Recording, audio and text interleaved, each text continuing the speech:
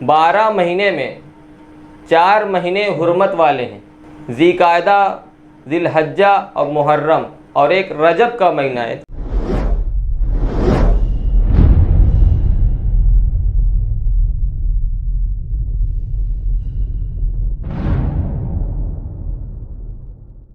नहमदुहु व नसल्ली अला रसूलिल करीम, अम्मा बाद, फ़अऊज़ु बिल्लाहि मिनश शैतानिर रजीम, बिस्मिल्लाहिर रहमानिर रहीम। कुल ला असअलुकुम अलैहि अजरन इल्लल मवद्दता फिल क़ुरबा, इन्नल्लाह व मलाइकतहु युसल्लूना अलन नबी या अय्युहल्लज़ीना आमनू सल्लू अलैहि व सल्लिमू तस्लीमा। दुरूद शरीफ, अल्लाहुम्मा सल्लि अला सय्यिदिना मौलाना मुहम्मदिन व अला आलि सय्यिदिना मौलाना मुहम्मदिन व बारिक व सल्लिम। सलातु व सलामन अलैका या रसूलल्लाह या हबीबल्लाह सल्लल्लाहु तआला अलैहि वसल्लम। एशरफ़े ज़माना ज़माने मदद नुमा, एशरफ़े ज़माना ज़माने मदद नुमा, दरहाए बस्ता राज़ा कलीदे करम कुशा, अशरफ नहिंग दरिया दरिया बसी न दारद, दुश्मन हमेशा पुरगम बाज़िक्र तू दोस्त दारद। अब्बास इब्न हैदर सफदर तुम्हें सलाम, अब्बास इब्न हैदर सफदर तुम्हें सलाम, ऐ शाह करबला के बिरादर तुम्हें सलाम। ऐ पासबाने ऐ अहले हरम फातह फुरात, बेदस्त करबला के गज़ब नर्फ तुम्हें सलाम। क्या दर्दनाक औनो मोहम्मद की जंग थी, ऐ यादगार ऐ हज़रत जाफ़र तुम्हें सलाम। नौशा बन के बागे जहाँ से गुज़र गया, कासिम चिराग हज़रत शब्बर तुम्हें सलाम। हम शक्ल मुस्तफ़ा शाह आली के जान तन, हम शक्ल मुस्तफ़ा शाह अली के जान तन, इब्ने हुसैन ए अली अकबर तुम्हें सलाम। अब्बास इब्न हैदर सफदर तुम्हें सलाम, ए शाह करबला के बिरादर तुम्हें सलाम। हज़रात मोहतरम, ये महीना माह मुहर्रमुल हराम का महीना है जो हमसे अब रुखसत होने वाला है। इस्लामिक साल के 12 महीने हैं। 12 महीने में 4 महीने हुर्मत वाले हैं, ज़िलक़ादा, ज़िलहज्जा और मुहर्रम, और एक रजब का महीना है। हुर्मत वाले महीने हैं ज़िलक़ादा, ज़िलहज्जा और मुहर्रमुल हराम, और एक महीना रजब का है। ये 4 महीने हुर्मत वाले, 12 महीने परवरदिगार आलम के, बल्कि 4 महीनों को परवरदिगार आलम ने हुर्मत वाला महीना करार दिया है। यानी इस महीने में हर चीज़ जो भी आप नेकियां करते हैं, अल्लाह ताला उसका आपको अच्छा अजर अता फरमाएगा। वाक़े करबला के बाद, वाक़े करबला जब गुज़र गया, 10 आसूर शहादत के बाद जो अहले हरम पर जो गुज़रा है, जब यजीदी फ़ौज ने सारे लोगों को शहीद कर दिया, कत्ल कर दिया, अब जो लुटा हुआ काफ़िला जो बचा है, अब उनका कोई पुरसाने हाल नहीं, उनका कोई मददगार नहीं। हज़रत ज़ैनब हैं, हज़रत उम्मे कुलसुम हैं, हज़रत सुकैना हैं, हज़रत इमाम ज़ैनुल आबिदीन हैं जो बीमार हैं, इमाम हुसैन इस्लाम के अहलिया हैं जो बच गए मैदान करबला में।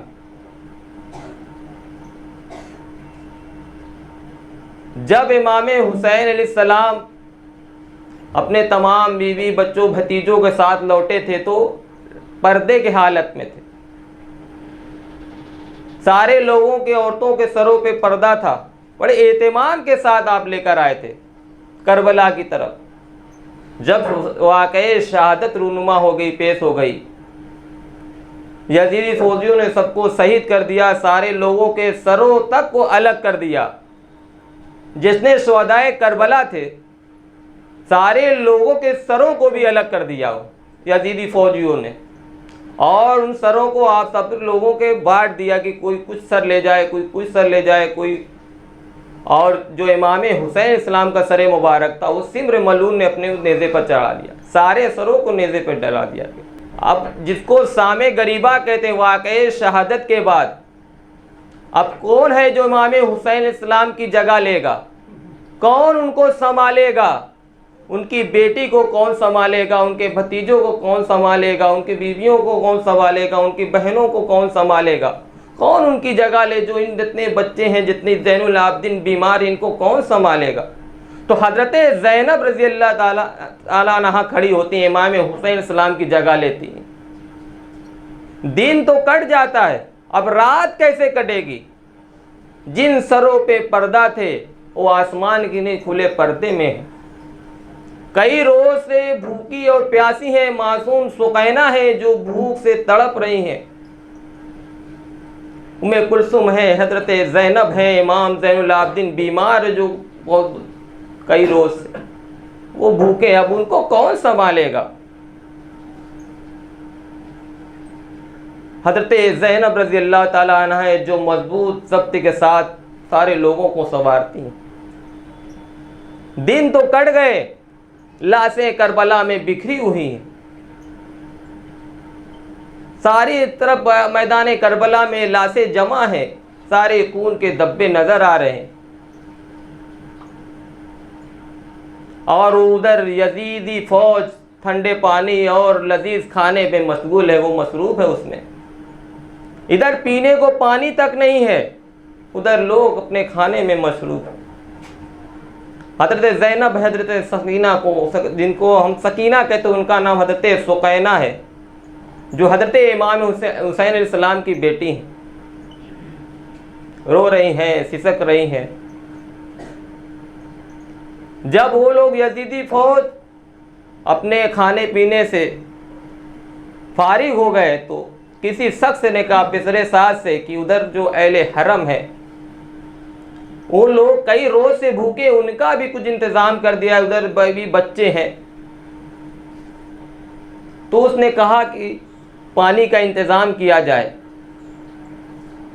तो किसका इंतखाब किया गया? हुर की बीबी का इंतजाम किया गया कि तुम एक मस्कीज़े में पानी ले जाकर उन लोगों को पिला दो।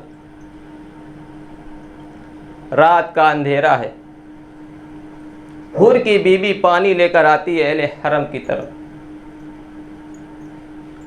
हजरत ज़ैनब जो टूटा हुआ खंजर लेकर पहरा दे रही हैं।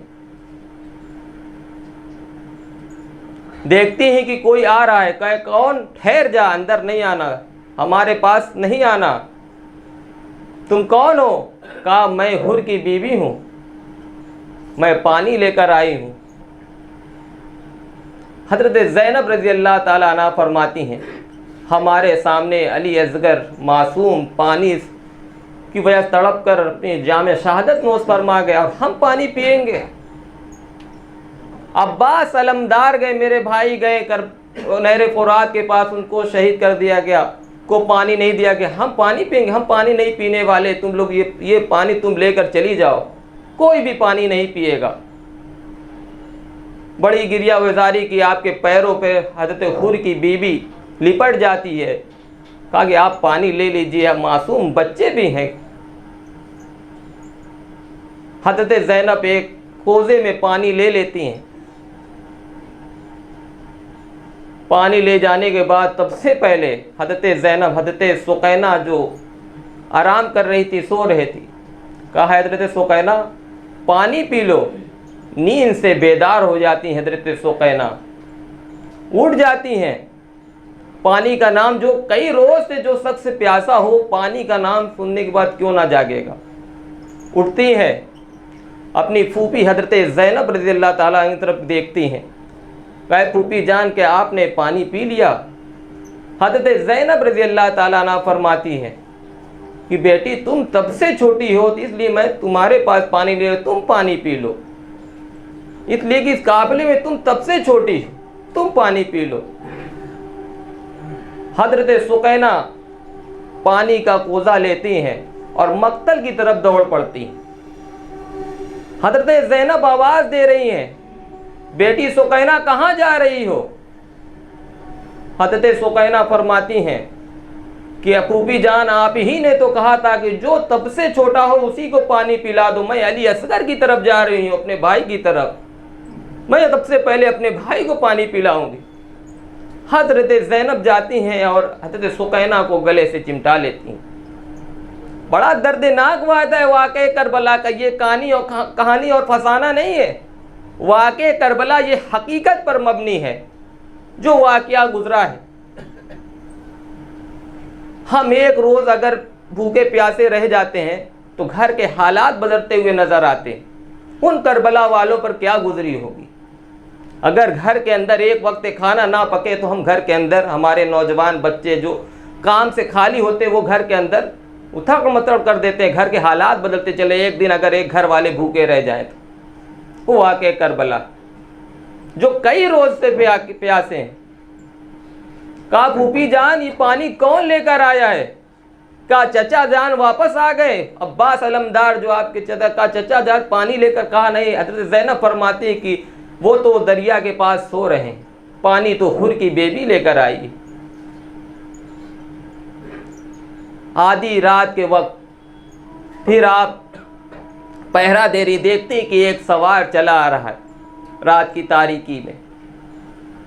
बड़ा परेशान हो जाती हैं हज़रत ज़ैनब कि अब तो सारा काफिला लूट चुका है, अब तो कुछ बचा नहीं है।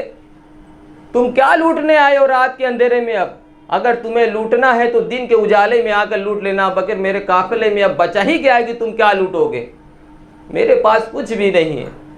वो सवार आगे बढ़ता गया, आपने रोका, कहा ठहर जाया, अब आगे ना बढ़ना। जब बहुत करीब आ गए सवार तो जब चेहरे से अपना निकाब उठाते हैं तो हजरत अली करमल्लाहु ताला वजूल करीम होते हैं। वो चिमट जाती है, हजरत ज़ैनब अपने बाबा जान से चिमट जाती हैं और रोने लगती हैं। बाबा जान, सारे लोग तो करबला में शहीद कर दिए गए, कोई नहीं बचा, आप तब नहीं आए, अब आप आए हैं। मेरे भाई इमाम हुसैन मैदान करबला में शहीद कर दिए गए, उनको ज़बा कर दिए गए, अब आप आए हैं, आप मदद के लिए क्यों नहीं आए? हज़रत अली करमल्लाहु ताला वजहुल करीम फरमाते हैं, बेटी मैं अगर आ जाता तो यजीदी फौजियों की लश्करों को तमाम कर देता, एक भी यजीदी फौजी ना बचता। मैं इसलिए नहीं आया कि ये सब्र का इम्तिहान था, ये एक इम्तिहान था। तुम लोग पास हो गए, अगर मैं आ जाता तो तुम फेल हो जाते। तुम लोग इम्तिहान में, परवरदिगार आलम के इम्तिहान में तुम लोग कामयाब हो गए, पास हो गए। फिर 11 मुहर्रम की सुबह होती, 10 मुहर्रम गुजर गए, अब सुबह हो रही है। सुबह होती है, यजीदी फौजे तमाम सिपाही आते हैं और सबको जकड़ देते हैं, बेड़ियों में जकड़ देते हैं। ऊंट की नंगी पीठों पर सारे लोगों को बैठा दिया जाता है। हजरत सुकैना है, हजरत उम्मे कुलसुम है, हजरत ज़ैनब हैं, इमाम ज़ैनुल आबिदीन बीमार हैं जो बहुत बुखार में तड़प रहे हैं। उनके हाथों में जंजीर बांध दी जाती है, उनके पैरों में बेड़ियां डाल दी जाती हैं। बीमार पर भी यजीदी फौजियों ने तरस नहीं खाया, उनको भी बांध दिया, उनको जकड़ दिया गया जंजीरों के अंदर। और मैदान करबला में जितनी लाशें पड़ी थी, सारी लाशों से गर्दन के सरों को अलग कर दिया गया। सारी लाशों से उनके सरों को यजीदी फौजियों ने अलग कर दिया और सबों ने आपस में सरों को बांट लिया। सबको जकड़ लिया गया, सबको ऊंट की नंगी पीठ पर चढ़ा दिया गया। हज़रत ज़ैनब बाकी हैं, वो लाश की तरफ देखती, उनकी नज़र पड़ती है तो इमाम हुसैन अलैहिस्सलाम की तरफ आप दौड़ पड़ती हैं। क्या भाईजान, आप हमें किस तरह लेकर आए थे मदीने से? आप तो बड़े एहतिमाम के साथ हमें लाए थे, पर्दे में लाए थे, आज हम बेपर्दा हो गए। हमारा पुरसाने हाल कोई नहीं, हमें आप सवार कर दीजिए, हमें घोड़े पर सवार दीजिए, हमारी आप मदद कर दीजिए। दर्दनाक आवाज़ में हज़रत ज़ैनब इमाम हुसैन अलैहिस्सलाम को पुकारती हैं कि भाईजान, आप किस तरह मदीना से हमें लाए थे, हमें आप कौन सहारा देगा, हमें घोड़े पर आप सवार कर दीजिए, हमारी आप मदद कर दीजिए। इतने दर्दनाक आवाज़ में हज़रत ज़ैनब पुकारती हैं कि लाश, इमाम हुसैन की लाश तड़प जाती है, सरे मुबारक से आवाज़ आती है, ऐ बहन ज़ैनब, मेरा जिस्म तुम्हारे साथ नहीं जा रहा, मगर मेरा सर तुम्हारे साथ रहेगा, तुम्हारी मदद करेगा। जगह जगह मेरा सर तुम्हारे साथ चलेगा, मेरा जिस्म तो यहीं रहेगा, मेरा सर तुम्हारे साथ चलेगा, मैं तुम्हारे साथ हूँ। जब इतना दिलासा सरे मुबारक से आवाज़ आती तो हज़रत ज़ैनब चली जाती है। अब काफ़िला शाम की तरफ रवाना होने वाला है, नंगी पीठ पर सबको चढ़ा दिया गया है। जब काफ़िला आगे बढ़ता है तो इमाम हुसैन अलैहिस्सलाम का सरे मुबारक है जो ठहर जाता है, एक जगह गड़ जाता है, रुक जाता है काफ़िला। अब सरे मुबारक है कि आगे बढ़ने का नाम ही नहीं ले रहा। सिपाही बड़ा परेशान है। सिमरे के पास खबर पहुंचती है कि इमाम हुसैन अलैहिस्सलाम का सरे मुबारक आगे नहीं बढ़ता है, काफ़िला रुक जाता है। सिमरे इमाम हुसैन के सरे मुबारक के पास नहीं जाता, इमाम ज़ैनुल आबिदीन बीमार के पास जाता है, कहता है अपने बाप से कहिए कि आगे बढ़ें, नहीं तो मैं तुम्हें मारूंगा, परेशान करूंगा। तो इमाम ज़ैनुल आबिदीन अपने बाबा जान, अपने सरे मुबारक से कहते हैं, बाबा जान आप आगे बढ़ जाइए।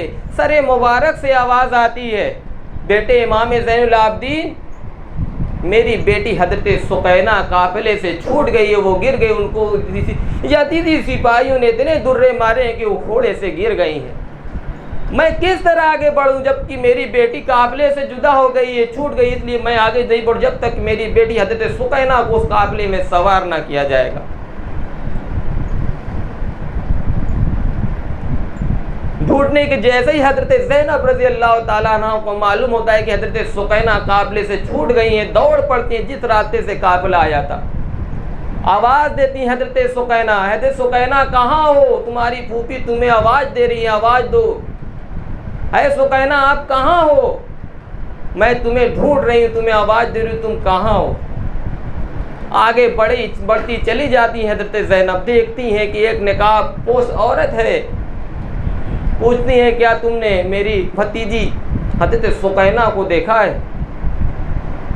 अपना चादर खोलती हैं, देखती हैं हज़रत सुकैना लिपटी हुई हैं। हज़रत ज़ैनब रज़ी अल्लाह ताला अन्हा फरमाती हैं, सारे लोग तो हमारे साथ जुल्म और ज़्यादती कर रहे हैं, तुम कौन औरत हो जो हमारे ऊपर रहम कर रही हो। सारे लोग तो हम पर जुल्म और ज़्यादती कर रहे हैं। फरमाया है ज़ैनब, ऐ मेरी बेटी ने निकाब को हटाए देखा तो फातिमा तो ज़हरा सलामुल्लाह अलैहा वह भी यहाँ है। ऐ मेरी बेटी, मैं फातिमा तुम्हारी माँ हूँ, मैंने देखा कि हज़रत सुकैना छूट गई तो मैं चली आई। हज़रत ज़ैनब रज़ी अल्लाह ताला हज़रत सुकैना को अपने गले से चिमटाती और काफ़िले में वापस लेकर आती और फिर काफ़िले में सवार, फिर जाकर सरे मुबारक आगे बढ़ता है। बेयारो मददगार काफ़िला आगे बढ़ते चला जाता है। ये काफ़िला मुल्क शाम जाता है, आगे बढ़े चला जाता है और कूफा के अंदर सिमर जो है उसने कर्फ्यू नाफूज कर दिया था कि कोई रोड या सड़क पर नज़र ना आए, कि सारे लोगों को खबर पहुंचा दी गई कि इमाम हुसैन इस्लाम कत्ल कर दिए गए, वो बागी थे, उन यजीद की बगावत की, इसलिए उनको मार दिया गया। सिमर ने गलत अफवाह फैला दी कि उनको मार दिया गया, कत्ल कर दिया गया।